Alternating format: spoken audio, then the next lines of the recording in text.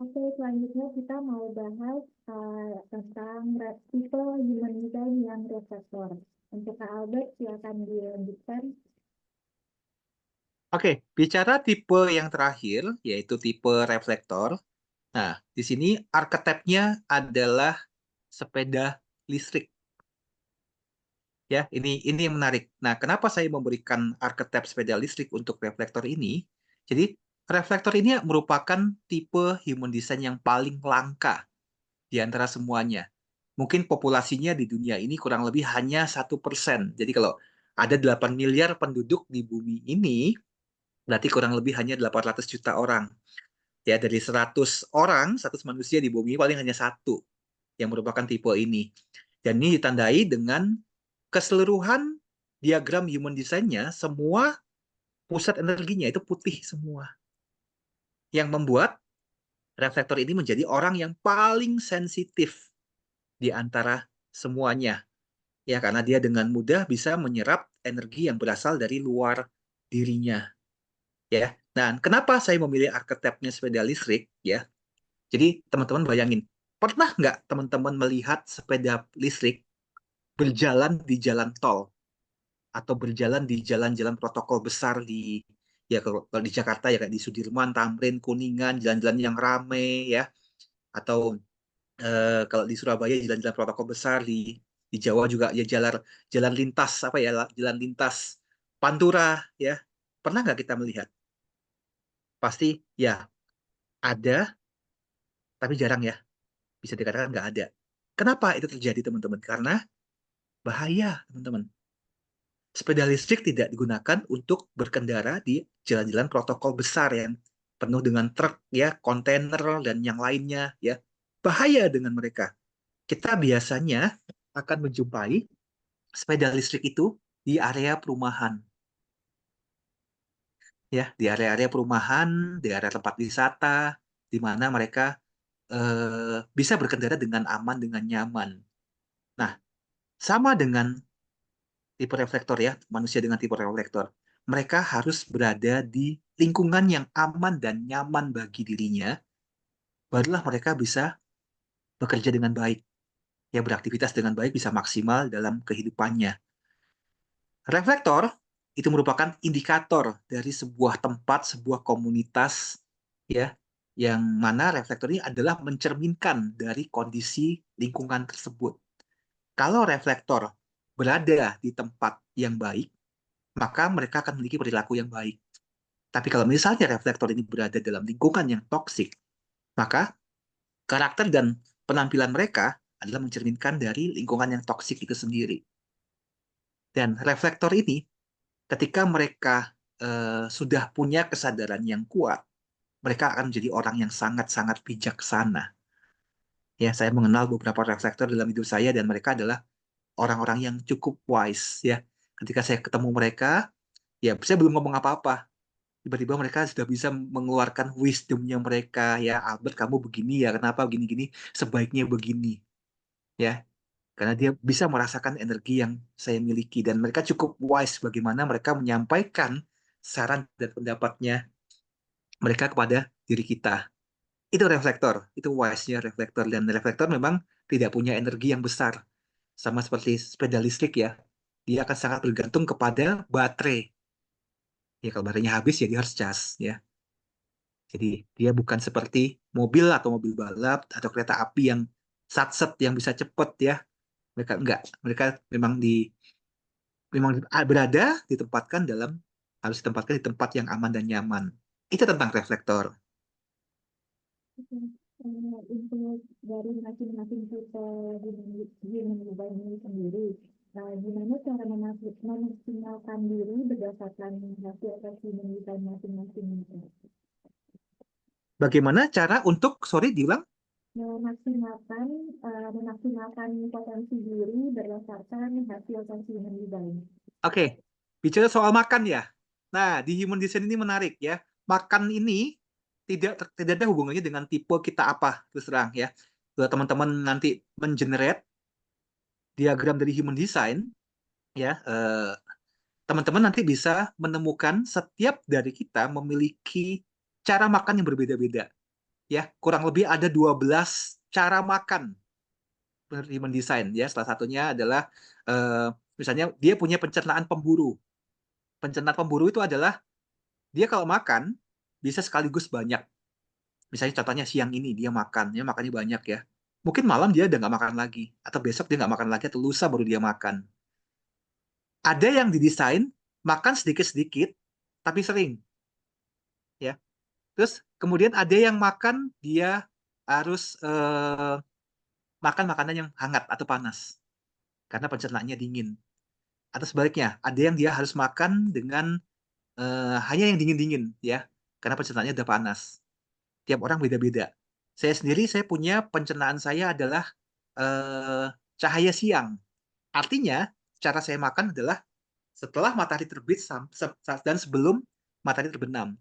Jadi saya diminta untuk menghindari makan yang setelah malam hari, setelah matahari nggak ada. Ya kecuali kalau memang harus makan malam, ya saya harus makan di bawah sinar matahari, apa sinar lampu yang cukup terang, ya karena ya, cahaya itu membantu saya untuk memaksimalkan metabolisme saya, ya. Tiap orang beda-beda. Itu Ada juga, berdasarkan dengan desainnya, Kak.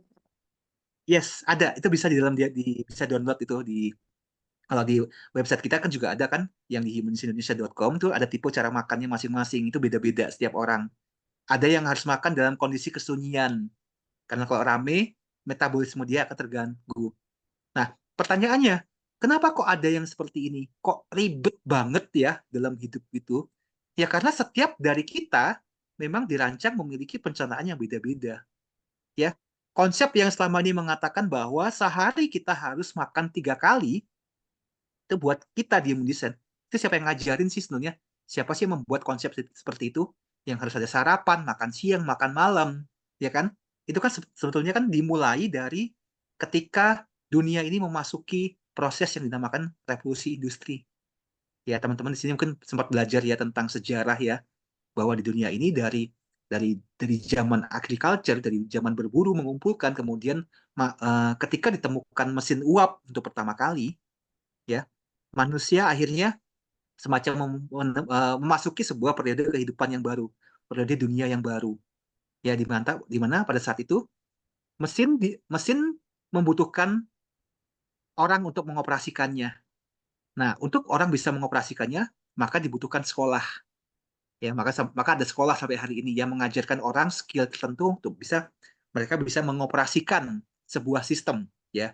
Dan itu terjadi sampai hari ini. Dan setelah di sekolah diajarkan bahwa kita diberikan pelajaran yang sama. Kita diberikan seragam, membuat manusia menjadi homogen, jadi sama semua. Dan ketika lulus, masuk ke dalam dunia kerja, maka manusia diberikan jam kerja. Nah, ketika diberikan jam kerja ini, lahirlah kemudian sistem di mana manusia harus makan 3 kali. Karena kan harus mengikuti jam kerja, ya kan? Jadi makan pagi, makan siang, dan makan malam. Nah, itu kan awal mulanya. Tapi pada awalnya manusia kan tidak diciptakan seperti ini. Nah, sistem yang membuat kita seperti ini. Nah, maka human design ini mengajak, yuk kita kembali kepada desain diri kita. Makanlah sesuai dengan pencernaan kita.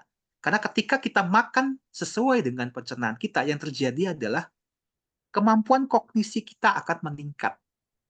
Ya, nah kognisi juga tadi teman-teman bisa temukan di dalam reportnya human design ya. Kognisi bisa ada 6, ada pencernaan, ada perasa, kemudian ada penglihatan luar, ada visualisasi, kemudian ada 2 yang lainnya ya. Nah, ada yang sentuhan ya, ada yang perasaan. Nah, kognisi itu adalah superpowernya teman-teman dalam menavigasi hidup. Ya, contoh saya perasa ya. Saya akan bisa mendeteksi jika orang lain itu berbohong sama saya. Mendeteksi ketika seseorang itu punya hidden agenda atau sesuatu yang nggak benar kepada diri saya. Ya, melalui apa? Melalui perasa saya. Kebetulan saya perasa ya. Dan perasa saya akan semakin tajam ketika saya makan sesuai dengan desain kita. Ya, terutama penciuman ya. Penciuman itu nggak hanya bicara mencium makanan, membedakan makanan yang sudah basi atau enggak ya. Tapi kita bisa mencium kehadiran orang lain. Orang ini benar nggak sih? Orang ini tulus nggak sih? Atau jangan-jangan hanya mau nipu saya, hanya mau memanfaatkan dari... Nah, dari penciuman itu kita nggak bisa ngerasa. Nah, Ini bisa menjadi kuat, menjadi superpowernya kita ketika kita makan sesuai dengan desainnya kita. Bukan seperti yang diarahkan selama ini pagi, siang, malam ya. Terus juga gunanya untuk terkait dengan kesehatan kita, bagaimana kita menyusun dietnya kita ya. Nah, itu semua ada di bagian eating habit yang tadi Kak Debi sampaikan. Kira-kira seperti itu. Kalau untuk selain eating habit sendiri, apa aja sih yang kemudian dijelaskan secara rinci dari masing-masing hasil human design kita ini yang bisa kita explore selain makan, selain pola makan gitu. Selain pola makan, banyak. Lingkungan juga pengaruh ya. Jadi kalau menurut human design, ada lingkungan tertentu yang membuat kita itu, kalau bahasa saya, menjalani hidup lebih bahagia. Ketika kita bekerja, kita akan menjadi lebih maksimal, ya, lebih produktif, ya. Tiap orang beda-beda, ya. Ada yang di mana lingkungannya dia harus bekerja di alam, misalnya, ya. Contoh saya lingkungan saya shore, ya, natural shore itu adalah bukan hanya bisa soal pantai, tapi bicara tentang alam, di mana ada pertemuan antara dua dunia, misalnya air dengan daratan. Jadi bisa di pantai, bisa di pinggir danau, atau di ya alam ya kayak kayu bertemu dengan tanah ya. Itu salah satunya. Kemudian ada orang yang akan lebih produktif, lebih bahagia ketika mereka tinggal di sebuah lingkungan di mana segala fasilitas itu ada ya. Toko buku ada, toko bangunan ada, pasar dekat ya. Kemudian lingkungan itu terdiri dari berbagai macam culture ya, berbagai macam suku, berbagai macam misalnya ada foreigner juga ya, ada bule yang tinggal di sana dengan culture yang berbeda, itu yang disebut dengan lingkungan dapur ya. Nah, kemudian ada lingkungan yang di mana posisi itu menentukan apakah kita bisa bisa lebih produktif atau tidak ya. Kita menyebutnya dengan istilah gunung ya. Tapi gunung di sini juga bisa juga berarti kita bekerja di gedung bertingkat misalnya, contohnya nggak mesti di gunung ya. Nah, itu macam-macam. Lingkungan itu bisa macam-macam. Ada yang tempat di mana membutuhkan interaksi bagi banyak orang ya. Terus kemudian ada yang membutuhkan kita menyebutnya lingkungan gua ya, tapi bukan gua yang sebenarnya. Lingkungan gua itu adalah sebuah ruangan tertutup dengan satu pintu. Yang dimana kalau misalnya orang mau nyari kita itu harus lewat satu pintu ya, harus izin dulu dan segala macam. Nah, itu salah satu contoh ya. Kalau kita bilang di human design tuh apa saja yang bisa memaksimalkan, sebetulnya banyak ya. Waktu kita nggak cukup untuk membahas ini, ada puluhan yang bisa saya cerita, bukan hanya sekedar tempat, kemudian sekedar hanya pencernaan. Ada yang lain lagi, banyak sekali sebenarnya. Itu Kak Debi. Ini memang harus diekspor berdasarkan masing-masing human design yang kita miliki gitu ya Kak. Yes, Nah, betul sekali. terus untuk ini Kak, tips pengembangan dirinya mungkin untuk masing-masing tipe human design buat teman-teman yang nonton, tips pengembangan diri untuk masing-masing tipe human design mereka itu apa aja sih? Oke, tadi di sesi yang sebelumnya mungkin sudah sempat saya singgung sedikit ya. Kalau kita bicara manifestor ya. Manifestor kita tahu bahwa dia orang yang mandiri, orang yang cepat juga, satset juga ya. Manifestor adalah tipe yang bisa dikatakan tidak suka diatur. Jadi bahasa motonya dari seorang manifestor adalah don't tell me what to do ya.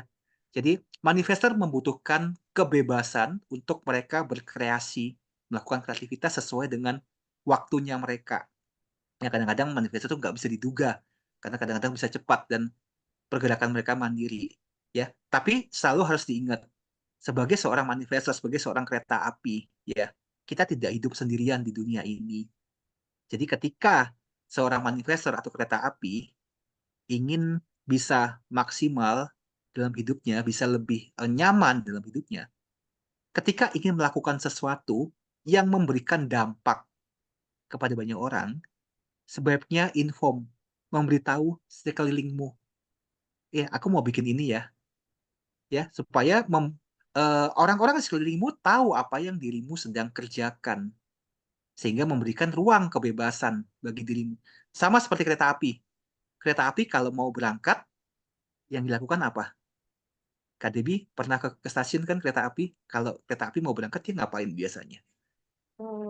ini apa lokomotif ya, Ya, lokomotifnya ngapain? nyalain lokomotif. Bukan nyalain otomotif, tapi dia membunyikan fluid, Oh ya, ya kan? ya itu. Kereta api Jakarta Semarang, dia bunyi "Wiit" gitu kan. Dia mau ngasih tahu, gua ini kereta api, gua akan jalan dari Jakarta menuju Semarang, ya. Jadi sebentar lagi saya mau jalan ya. Dia kasih tahu, saya mau jalan, tolong kosongkan relnya, karena saya mau jalan. Karena ketika saya sudah jalan, saya akan cepat loh ya. Siapapun yang menghalangi jalan saya akan tabrak ya. Dia kasih tahu. Itu ya, gue mau jalan ya. Minggir semua ya, kosongkan jalan saya ya. Nah, seperti itu. Menjadi seorang manifestor ya, supaya bisa berkendara, bisa menjalani kehidupan dengan yang baik adalah kasih tahu apa yang dirimu lakukan. Karena kadang-kadang seorang manifestor tuh nggak sadar dirinya itu nabrak-nabrak, ya kan? Nabrak-nabrak membuat orang lain komplain. Nah, kenapa dia nabrak-nabrak? Karena dia nggak ngasih tahu. Tahu-tahu set set set. Tahu-tahu dia bisa ikut campur ini, ya. Dia bisa lakukan ini, lakukan itu, ya. Dan orang lain jadi pada kelabakan. Maka sebaiknya ingat, kita nggak hidup sendiri. Kasih tahu, boleh nggak saya bikin ini? Saya mau ini loh ya. Ya, supaya kita nggak dibilang nabrak-nabrak, ya kan? Inform, kasih tahu apa yang kita melakukan. Kedua, generator, ya tadi sudah sempat, bukan tadi, di sesi sebelumnya saya sudah sempat menyampaikan strategi dari seorang generator adalah ketika ingin memulai sesuatu, ya sama seperti mobil, kita mesti panasin dulu, ya, untuk mendengarkan suara mesin kita. Nah, generator atau mobil, mesinnya kita itu ada di perut kita yang kita sebut dengan istilah sakral, ya. Jadi ketika ini kita ingin melakukan sesuatu, biasakan dengerin apa yang disampaikan oleh sakral kita, ya. Respon ya atau respon tidak, ya, karena tubuh kita tahu yang terbaik yang ada dalam diri kita, ya, yang kita bisa tahu kapan kita harus memulai, kapan kita ini mendingan jangan, ya. Karena dalam hidup ini banyak sekali yang mesti direspon. Ya, contoh sederhana aja di rumah lah ya. Lantai yang kotor, piring yang bertumpukan, ya. Itu kemudian nggak jauh-jauh ya di handphone kita ya. Kadang-kadang notifikasi yang harus kita respon, ya. Nggak semua hal dalam hidup kita itu bisa kita respon karena kita harus memilih prioritas dalam hidup kita. Kalau semuanya direspon, maka kita nggak akan punya waktu lagi. Ya, jadi dengarkan suara sakral kita, dengarkan suara respon yang berasal dari perut kita. Nah, itu adalah generator. Yang berikutnya, yang ketiga adalah manifesting generator. Strategi yang terbaik yang dilakukan untuk supaya manifesting generator lebih maksimal dalam hidupnya adalah sama seperti mobil balap. Mobil balap kalau mau jalan, dia ngapain? Coba Kak Debi, mobil balap kalau mau jalan dia ngapain? Dia biasanya nyiapin dulu, mulai dari bannya, terus apa, setting mobilnya gitu. Benar. Tapi yang paling umum seperti ini. Itu yang Kak Debi sampaikan itu benar ketika mobil balap benar-benar mau balapan di lintasan. Tapi kalau di keseharian, mobil balap yang dia lakukan ketika dia sebelum berangkat, yang pertama udah pasti manasin mobil. Artinya semua yang dilakukan oleh kriteria yang sebelumnya, tipe sebelumnya di generator, ini bisa diterapkan ke manifesting generator ya. Manasin mobil, mendengarkan suara mesin. Nah, tapi yang berikutnya ketika dia mau jalan, mobil balap pasti ngapain? Dia pasti akan ngegas. Brum, brum, ya. Dia akan ngegas, brum, brum. Artinya, dia mau kasih tahu ke orang-orang sekelilingnya, ke kendaraan sekelilingnya. Gua itu mobil balap, gua itu cepet loh ya. Untuk mencapai kecepatan 200 dari 0, saya hanya membutuhkan waktu 1-2 detik. Saya itu cepat, saya itu mobil balap, saya sangat cepat, energi saya sangat besar. Dia inform, dia kasih tahu, ya. Tolong jangan ada yang berada di dalam lintasan saya ya, karena saya mobil balap nih, saya mau jalan. Nah, artinya sebagai seorang manifesting generator, dua yang dilakukan, ya. Yang pertama tadi, dengarkan suara sakralmu, pastikan tidak sesuatu berjalan dengan baik, ya mesinmu baik-baik semua. Yang kedua, kasih tahu, ya, karena apa yang dilakukan mobil balap itu bisa memberikan dampak yang besar bagi sekelilingnya. Ya, jadi supaya orang nggak kaget-kaget ya, tahu-tahu kok bisa satset ya, sama seperti manifestor sebetulnya kayak kok tiba-tiba dia satset, dia nabrak-nabrak ya. Kemudian yang keempat, proyektor sebagai motor polisi ya. Saya udah ada sempat cerita di sesi kita yang sebelumnya ya. Proyektor sebagai motor polisi, maka kalau tidak ada yang kalau ada yang minta bantuan ya, sorry kalau ada yang minta bantuan atau tidak ada yang minta bantuan ya, sebaiknya diem aja ya. Kalau tidak ada yang minta bantuan, mendingan diem aja, standby di markas ya. Jadi simpelnya kalau tidak diminta, mendingan nggak usah ikut campur, nggak usah ikut kepo-kepo, walaupun intensi kita baik untuk membantu. Sebaiknya diem aja, tunggu sampai ada orang yang tepat datang, karena energimu bukan untuk semua orang, energimu hanya untuk orang-orang tertentu aja. Nah, sembari menunggu, tingkatkan skillmu, bangun personal branding dua ini. Ya, hemat energimu hanya untuk dirimu berikan kepada orang yang tepat. Siapa orang yang tepat? Ya, orang-orang VVIP itu, orang-orang important person itu. Ya, jadi sebelum kepahitan datang, ya sebaiknya kita hindari untuk tidak initiate memberikan advice atau bantuan ketika kita tidak diminta. Dan yang terakhir, tipe reflektor ya, ya sebagai sepeda listrik ya. Maka temukanlah tempat yang membuat kalian aman dan nyaman. Ya, karena kalian sangat sensitif dengan energi orang lain. Kalian akan dengan mudah terpapar dengan sesuatu yang negatif dari orang lain. Pilih lingkunganmu wisely, dengan baik. Ketika berada di lingkungan yang tepat, maka dirimu akan menjadi orang yang hebat. Ketika dirimu berada di lingkungan salah, ya dirimu akan menjadi orang yang toksik. Nah, itu singkatnya bagaimana kita bisa mengembangkan diri sesuai dengan tipe human design kita masing-masing, dan tentunya advice ini ya mungkin katanya singkat ya. Biasanya kan cuma itu-itu aja ya, karena eh, masih banyak lain yang kita bisa kupas dari human design kita, nggak hanya sekedar dari level tipe ya, seperti yang tadi saya sampaikan ya. Kalau kita mau tahu karir kita di mana, kemudian pekerjaannya cocok dengan apa, ya bukan lihatnya di bagian tipe, bukan lihatnya di bagian profil, ya tapi ada area di dalam human design kita yang kita bisa tengok di sana. Kalau teman-teman lihatnya di bagian tipe, di profil atau strategi, ya teman-teman berada di tempat yang salah, harus ada di bagian yang lain yang harus kita lihat. Seperti itu. Baik, terima kasih banyak Kak dari kamu untuk penjelasannya. Ini semoga buat teman-teman yang udah ngisi tuntasnya bisa jadi lebih tahu dan lebih concern dengan apa yang harus mereka kembangkan dari dirinya masing-masing gitu ya Kak. Uh, Yes, Oke, itu aja podcast kali ini yang membahas tentang human design. Terima kasih sudah menonton dan sampai jumpa. terima kasih Kak Debi, terima kasih sahabat LOS di seluruh Indonesia. Sampai kita ketemu lagi di kesempatan berikutnya ya. Thank you, Kak. Thank you Kak Debi.